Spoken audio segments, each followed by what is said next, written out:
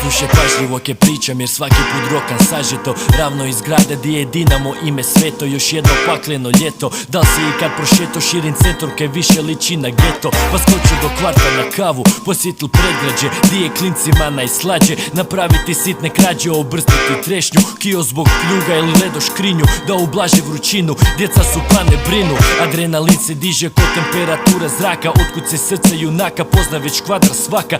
Ili tišina ili plaka dok kruže danju, ili pod zaštitom mraka ko majstorinu čaka. Zagrebačka fjaka ko posljedica čistaka. Ljeto je u kvartu svih izgubljenih dječaka. Nada nestala bez traga kao i draga, pa nema interesa za prijelaz kvartovskog praga. Ima nas ke čitamo novine u carstvu hladovine, u praznom bircu kao i prošle godine. Osjećam ko da niko ne voli me, al boli me. Ak hoćeš moje društvo nazovi me i zamoli me. Na užarenom betonu odrastiš kvadro